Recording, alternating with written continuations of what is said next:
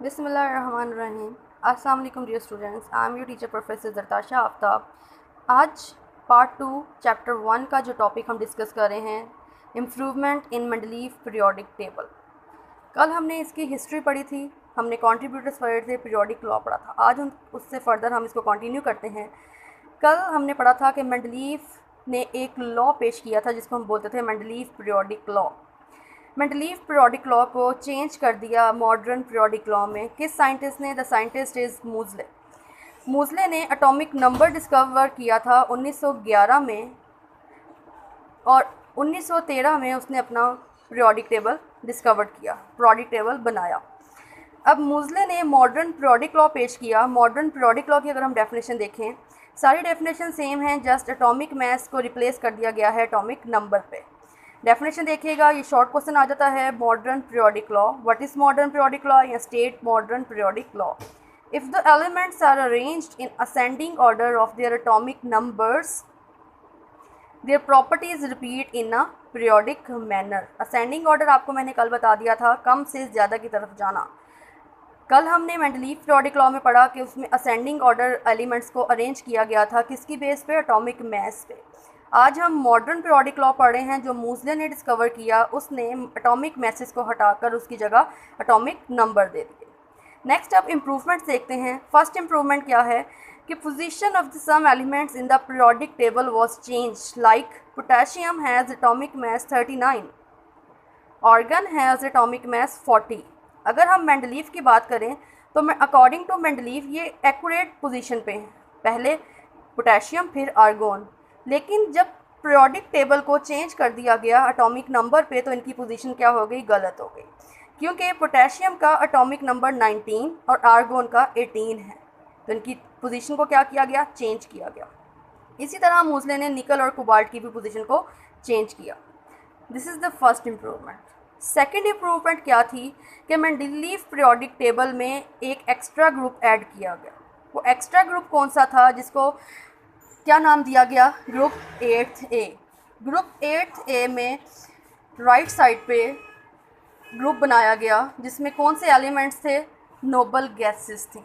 Noble gases को हम rare gases भी बोलते हैं, इनको हम इनर्ट गैसेस भी बोलते हैं। लाइक पीरियोडिक टेबल में अगर देखें, this is the group 3rd A, helium, neon, organ, krypton, xenon and radon. ये जो आपके पास ग्रुप नज़र आ रहा है, this is the black line, this is 3rd A group जो मूजले ने पीरियोडिक टेबल में ऐड किया। मेंडलीव ने इस ग्रुप को डिस्कवर्ड नहीं किया था। This is the third improvement, sorry second improvement. Third improvement पे हम चलते हैं। मॉडर्न पीरियोडिक टेबल में एलिमेंट्स को डिवाइड कर दिया गया इनटू सब ग्रुप्स। वर्टिकल कॉलम्स, आपके पास वर्टिकल कॉलम्स हैं जिनको हम ग्रुप्स बोलते हैं। उन ग्रुप्स को उसने दो सब ग्रुप में डिवाइड किया। एक को उसने बोला ग्रुप ए, दूसरे को बोला ग्रुप बी। अगर हम पीरियोडिक टेबल को देखें तो पीरियोडिक टेबल में आप देखें, आपको यहाँ पे क्लियर हो रहा है कि ये बी लिखा हुआ है, 3rd B, 4th B, 5th B। अगर हम इसको देखें तो यहाँ पे 1A, 2A like this, 3A, 4th A and 5th A and so on. तो ये सब ग्रुप्स हैं, B family and A family. तो किसने डिज़ाइन किया? मूजले ने सब ग्रुप में डिवाइड कर दिया। कौन कौन से? A and B. मेंडलीव ने कुछ एलिमेंट्स को एक ही ग्रुप में रखा हुआ था, जबकि उनकी प्रॉपर्टीज़ क्या थी? डिफरेंट थी। Helium, magnesium, calcium, strontium, barium, zinc, cadmium and mercury. Moseley ने इन सब एलिमेंट्स को इनकी प्रॉपर्टीज़ की बेस पे दो ग्रुप्स में ऐड किया। एक को उसने नाम दिया ग्रुप 2A, दूसरे को नाम दिया ग्रुप 2B। ग्रुप 2A और 2B elements has different properties. तो ये किसने किया? मूजले ने। This is the third improvement. Fourth improvement की तरफ चलें तो फोर्थ इम्प्रूवमेंट क्या थी? Position of isotope.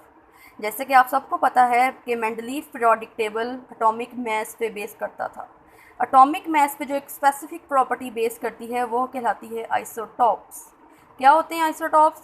When the elements have same atomic number but different atomic mass, उसको हम क्या कहलाते हैं? आइसोटॉप्स कहलाते हैं। क्या कहते हैं उसको? आइसोटॉप्स। तो पोजीशन ऑफ आइसोटॉप्स की अगर हम बात करें, हम एक कॉमन एलिमेंट ले लेते हैं हाइड्रोजन। तो हाइड्रोजन के कितने आइसोटॉप्स पड़े हुए हैं आपने? 3 आइसोटॉप्स। इसका मतलब है पीरियोडिक टेबल में हाइड्रोजन को 3 जगह देनी चाहिए थी। तो मूज़ले ने ये मसला हल किया और उसने एटॉमिक नंबर पे जब बेस किया तो हाइड्रोजन आपके पास टॉप फर्स्ट एलिमेंट है पीरियोडिक टेबल का on the basis of atomic number. इसी तरह फिफ्थ वाली अगर हम देखें तो fifth one is position of lanthanide and actinide series.